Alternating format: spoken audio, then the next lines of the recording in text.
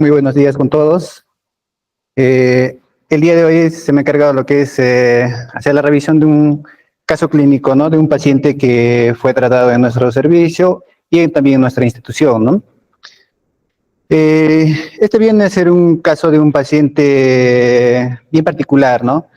Son de esos casos que se presentan de una manera muy de repente particular, pero que al final llegamos al diagnóstico y podemos hacer el tratamiento correspondiente, ¿no?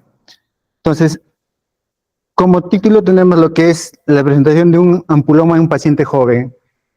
Estas lesiones o estas enfermedades normalmente se presentan en pacientes de avanzada edad, ¿no? Mayormente entre los promedios 60, 70 años. Entonces, es un caso muy especial, como lo mencioné. Entonces, primero vamos a avanzar con lo que es los datos del paciente, ¿no? La paciente es de sexo femenino con iniciales LRHT, de 30 años de edad, procedencia de Castilla, Arequipa, ¿no? Estado civil soltera y tiene como ocupación comerciante. Realizando lo que es los antecedentes ginecobstétricos, presenta como menarquía a los 13 años, régimen catamenial regular, inicio de relaciones sexuales a los 20 años, parejas sexuales 1, ¿no? Fórmula obstétrica, tiene un hijo que fue por parto normal. Además, como antecedentes patológicos, ya tener como la edad temprana de 30 años, ¿no? No menciona como antecedentes ya sea diabetes, hipertensión, cardiopatías, asma o alergias a algún medicamento, ¿no? Entre los antecedentes oncológicos no refiere familiares con antecedentes de cáncer, no hay lo que son los hábitos nocivos, no fuma, no toma, no ha tenido cirugías previas, ¿no? Además, no consume medicamentos habitualmente. Ya entrando en lo que es en la presentación del caso clínico, cómo llega a nuestra institución la paciente, ¿no? Con qué sintomatología. La paciente ingresa a nuestra institución el 28 de agosto del 2023, ¿no? Ya refiriendo un tiempo de enfermedad aproximadamente de 2 años. ¿De qué? De dolor abdominal, tipo espasmódico, intermitente, de leve intensidad, ¿no? La cual no le dio mucha importancia, como dije, de intermitente, calmaba, venía, calmaba, ¿no? Entonces, pero en los últimos 2 semanas antes del ingreso, ya el dolor se hace más intenso, aumenta lo que es intensidad, en frecuencia, además se añade lo que es ictericia, ¿no? Que viene a ser la coloración amarillenta, lo que son de piel y mucosas.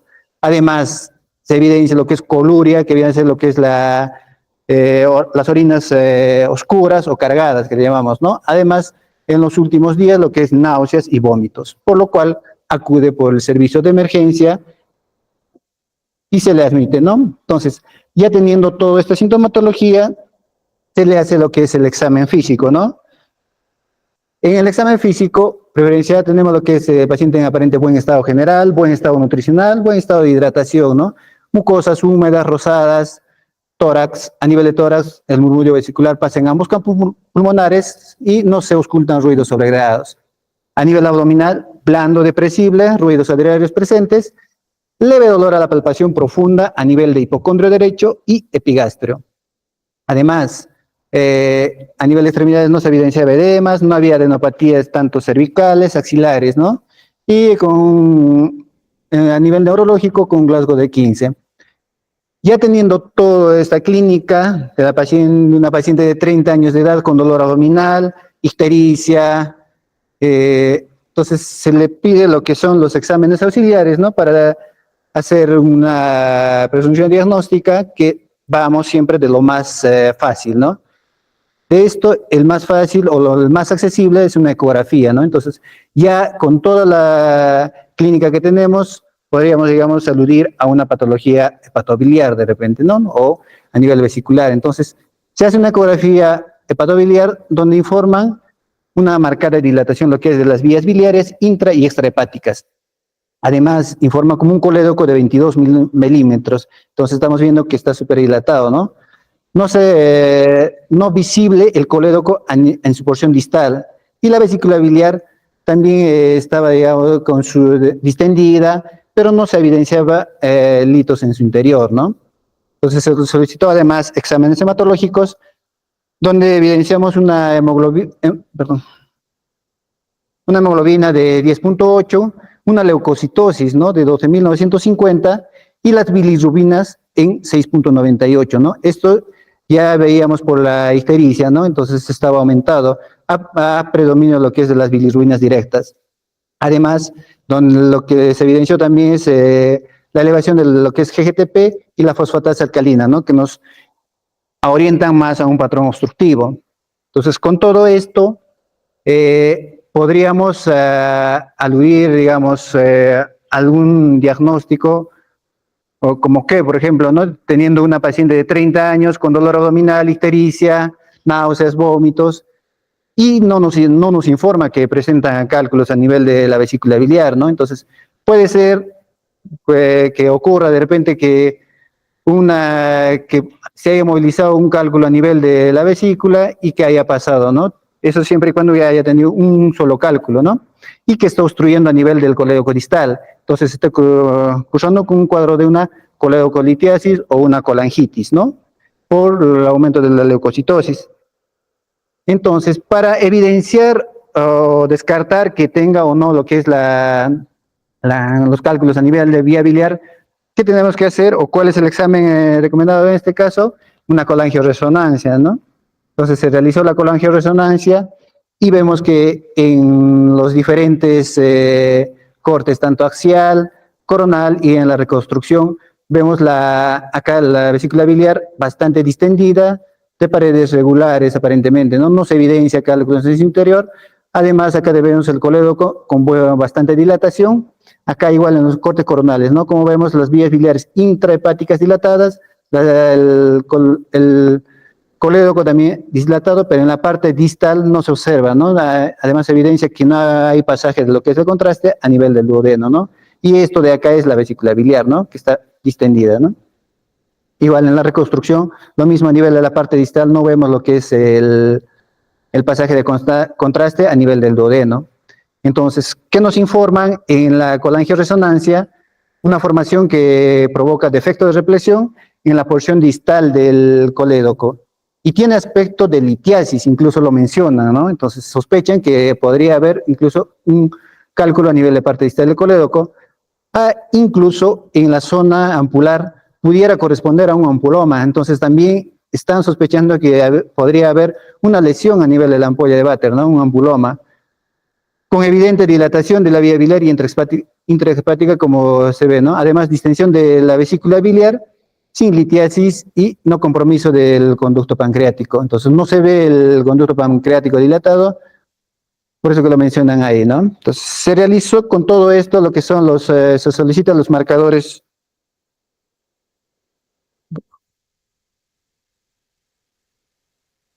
Se solicita lo que son los marcadores tumorales, ¿no? Ya teniendo, digamos, la sospecha de que podría ser una patología maligna, ¿no?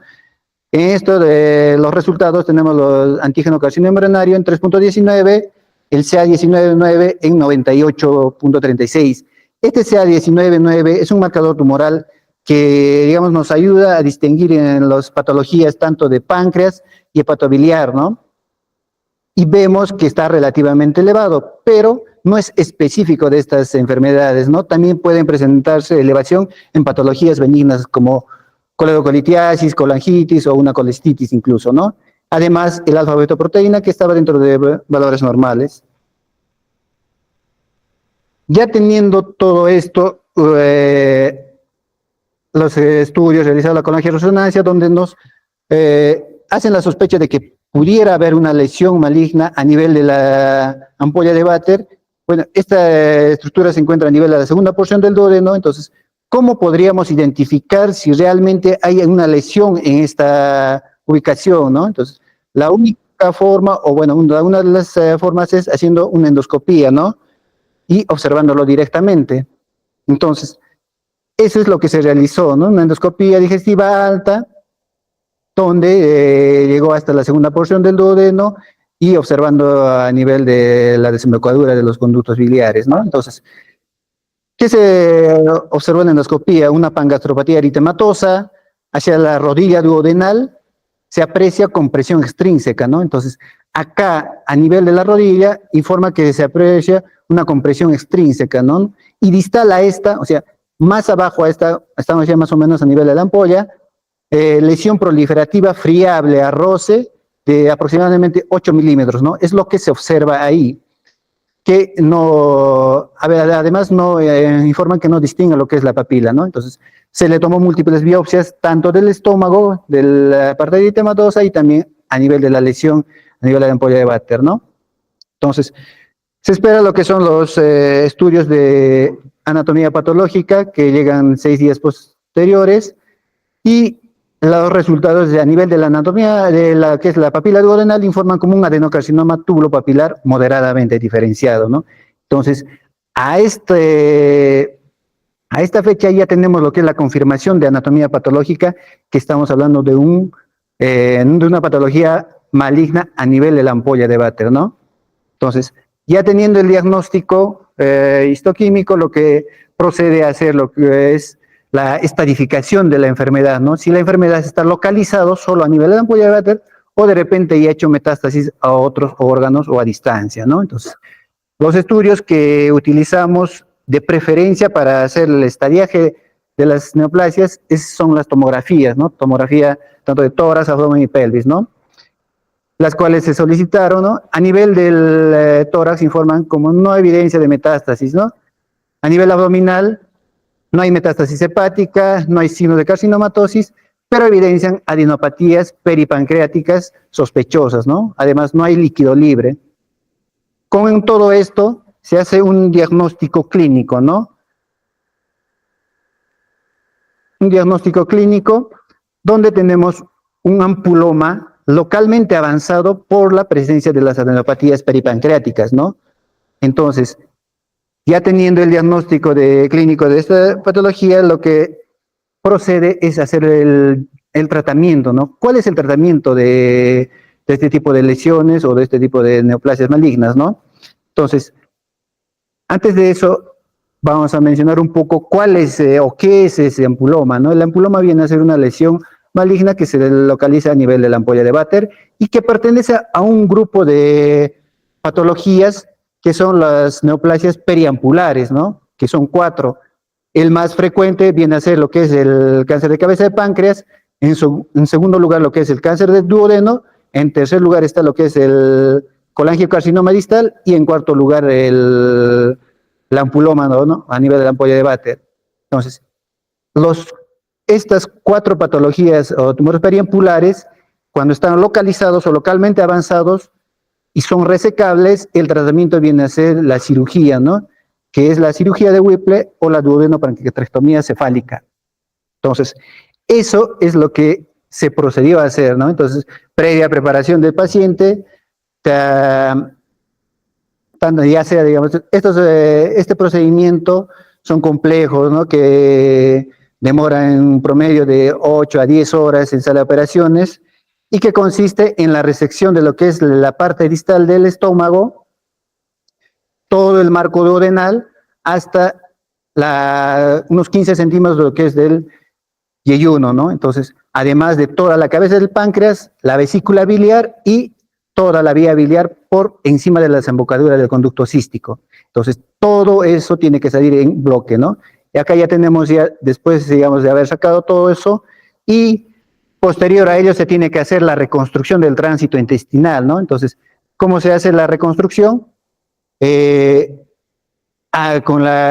Con el yeyuno, ¿no? Entonces, se hace la anastomosis pancreato-yeyunal, término lateral o término terminal, ¿no? Depende de la preferencia del cirujano, ¿no? Además, lo que es la anastomosis biliodigestiva, lo que es término lateral, y la anastomosis gastroentérica, ¿no? Término lateral. Con esto se restituye lo que es el tránsito intestinal, ¿no? Por la complejidad de esta cirugía, tiene bastantes riesgos, ¿no? En el postoperatorio de tener complicaciones, ¿no? Como por ejemplo el sangrado, puede haber lo que es el retardo del vaciamiento gástrico, las fístulas biliares y lo más temido que es la fístula pancreática, ¿no? De hecho, nuestra paciente en el postoperatorio nos hizo una fístula pancreática pero que fue de tipo A, ¿no? Tenemos tres tipos de fístulas pancreáticas, tipo A, B y C, y según el tipo C, que viene a ser el más, digamos, complejo, que requiere reintervención quirúrgica, ¿no? Pero de nosotros el tipo A, que con manejo médico y nutrición parenteral resolvió de buena manera, ¿no? Entonces, ¿qué es lo que observamos en los hallazgos intraoperatorios, ¿no? Entonces, abierta cavidad abdominal se evidenciaba adherencias de Piplon a vesícula biliar, vesícula de 14 por 10 centímetros, ¿no? Distendida. Conducto cístico de 1 centímetro de diámetro y 4 centímetros de largo, ¿no? Hígado de características colestásicas, sin evidencia de metástasis, ¿no? A nivel de esta.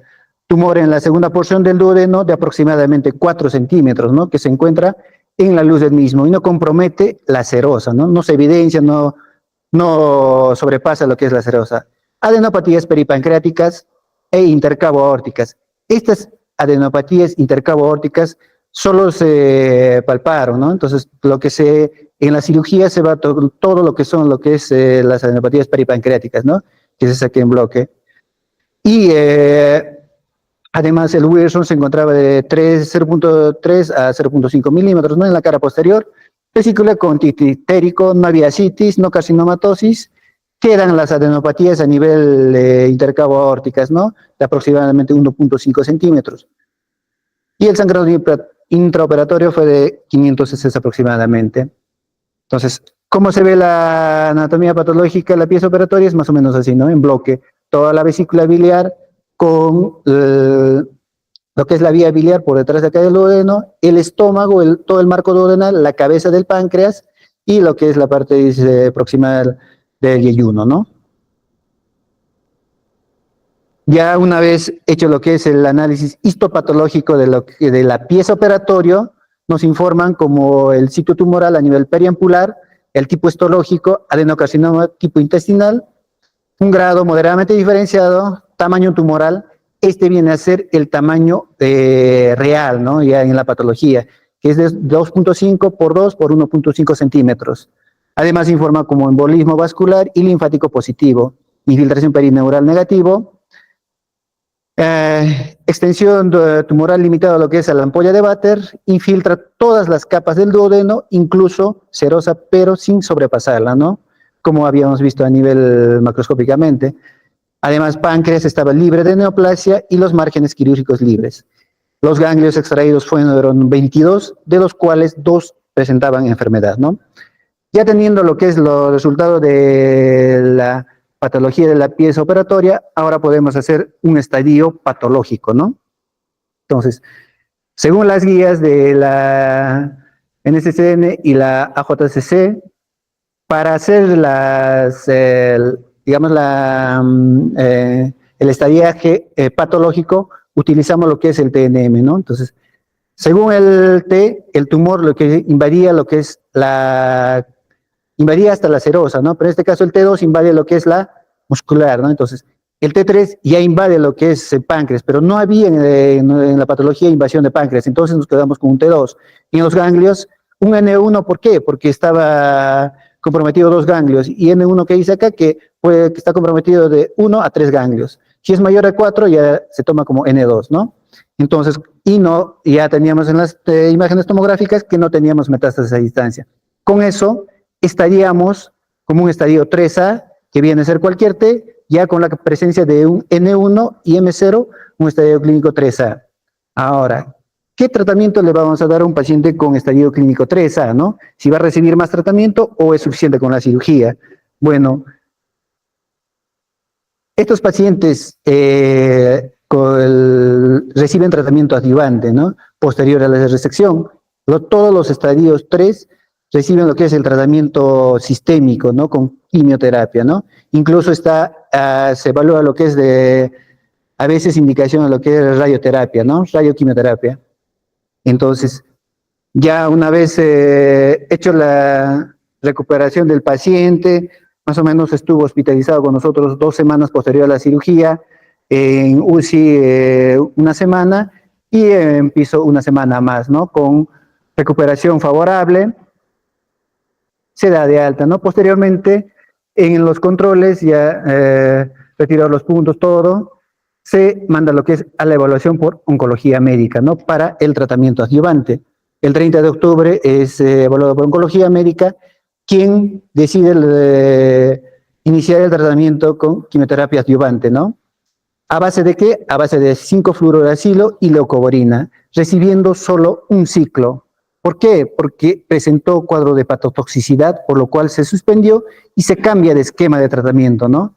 Entonces, en noviembre ya inicia, a finales de noviembre ya inicia lo que es el esquema CAPOX, ¿no? A base de capecitabina y oxaliplatino, ¿no? Teniendo en un principio buena tolerancia por 5 ciclos, ¿no? Posterior a esto ya presenta lo que son cuadros de náuseas, bastante vómitos, y por mala tolerancia se decide lo que es rotar también de quimioterapia o cambiar a un tratamiento solo con una droga, ¿no? Con capecitabina monodroga, que actualmente está recibiendo el segundo ciclo, ¿no? Entonces, en el transcurso de este esquema de CAPOX se hizo lo que es el control tomográfico, ¿no? En marzo de este año, en el cual evidenciamos que en la tomografía de tórax, dentro de la normalidad, ¿no? A nivel de la tomografía abdominal, informan lo que es llamativo, informa como unas imágenes ganglionares de aspecto sospechoso, ¿no? A nivel de la arteria hepática de 18 por 17 milímetros, otro de 17 por 10 milímetros, y a nivel paraórtico izquierdo, ¿no? De 18 por 15 milímetros, y otro de 14 por 8 milímetros. Entonces, continúa actualmente con quimioterapia y los marcadores tumorales actuales están dentro de valores normales o negativos, ¿no? El CA en 0.8, el CA 19.9 en 5.7, ¿no? Que un inicio estaba en 98, ¿no? Entonces, ahora lo que tenemos la gran duda es si estas adenopatías estas adenopatías a nivel hepático, que prácticamente son nuevas, ¿no? Y las paraórticas que ya habíamos, o que ya se había observado en el intraoperatorio, ¿no? La idea es evaluarlos si estas ganglios tienen enfermedad o no tienen enfermedad, ¿no? O tienen actividad, ¿no? Entonces, lo que se está planteando es hacer un PET-CT, ¿no? Hacer una tomografía de emisión de positrones para ver si estos ganglios tienen actividad metabólica, ¿no? Entonces, como no contamos acá en nuestra institución, menos igual en todo lo que es en la ciudad de Arequipa, entonces lo que se está tratando de hacer es mandarlo como una referencia a Lima para que le haga este estudio, ¿no? Acá tenemos toda la cronología de todo lo que se hizo con el paciente, ¿no? Desde su ingreso, el diagnóstico, el estallaje completo, después el tratamiento y todo el inicio de la quimioterapia, los controles tomográficos y las rotaciones que se hizo de la quimioterapia por la toxicidad, ¿no? Entonces, lo que actualmente estamos manejando o se está haciendo lo que es la evaluación para hacer este estudio, ¿no? Como conclusión, la edad no es un factor excluyente para el cáncer, ¿no? Sabemos que las patologías malignas o las neoplasias normalmente se presentan en edades avanzadas, ¿no? Pero eso no significa que en edades jóvenes no pueda presentarse, ¿no? Y además estas patologías de edades jóvenes son a veces un poco más agresivas, ¿no? El ampuloma es raro, ¿no? Es una patología bastante rara, se presenta solo en el 0.2% de todas las neoplasias malignas gastrointestinales y representa el 6% de todos los cánceres periampulares, ¿no? Entonces, este caso ilustra el manejo, hasta el momento exitoso de un paciente con ampuloma, ¿no? Con una neoplasia rara y agresiva. El diagnóstico precoz, el tratamiento multidisciplinario y el seguimiento cuidadoso son claves para lograr una buena evolución, ¿no? En este momento nuestra paciente se encuentra en buen estado, ¿no? Después de la cirugía ha aumentado hasta el momento 10 kilos, está realizando toda su vida normal y acudiendo a sus controles periódicos y recibiendo la quimioterapia correspondiente, ¿no? Bueno, eso sería todo, no sé, ¿tienen alguna pregunta?